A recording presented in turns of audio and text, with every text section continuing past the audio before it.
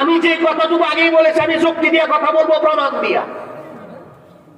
ওই জায়গার ভিতরে সনাতন ধর্মকে যদি অবমাননা করা হয়ে থাকে মানলাম, গ্রেফতার করেছ, আমরাও কিছু বলি নাই, অবমাননা করবে কেন?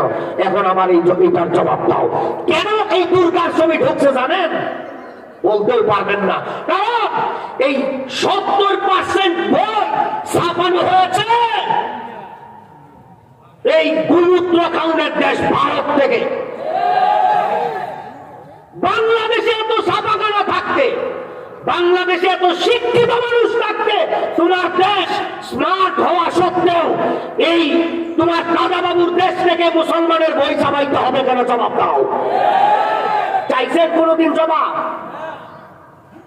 কোনদিন তো জবাব চান নাই।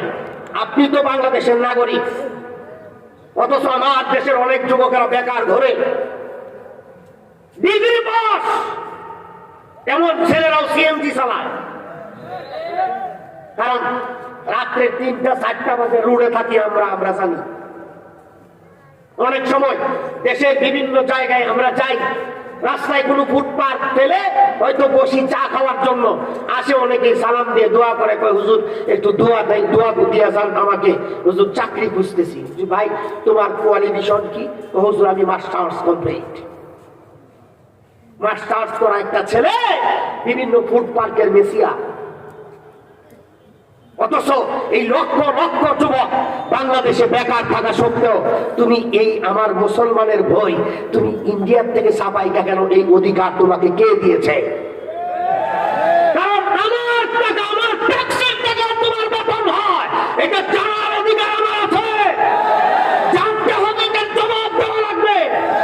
হয়তো আমার কাছে জবাব দিবা না, কিন্তু তোমার নীতি নৈতিকতার আদর্শিকতার জবাব আল্লাহর দরবারে যাওয়া লাগবে। কারণ কুল্লুকুম রাই ওয়া কুল্লুকুম মাসউলুন আন রাইয়াতিহি। কেমন দায়িত্বশীল হইছো বুঝবা, ঠেলা মহিলা লও। এখন তো হয়তো আপনি আমি তো বলতে গেলে বেশি কিছু বললে কি করবেন? ধরে নিয়ে জেলখানায় করবেন, মারিয়া লাগবেন, তাই তো? আমি তো মরে গেলাম, আমি শহীদ, আমার কোনো জবাব নাই। কিন্তু তুমি সান্দু তো আটকে গেলা। কারণ আসরের মাঠে তুমি সান্দুরে, আমি বা মাঠে কানে ধরে ঘুরাবো, পার পাইবে না। ওই দিন মা ধরি থাকবো আমার কাছে, আজকে তো মা ধরি করতেছ, আড়াও পারো না। পায়খানা করতে করতে পাশা হয়ে যুক্ত হয়ে গেছে, এরপর তেলামি যায় না। কারণ কি জানে? ওই যে প্রথম বলছিলাম, ভিতর খারাপ, গোড়ায় গন্ডগোল।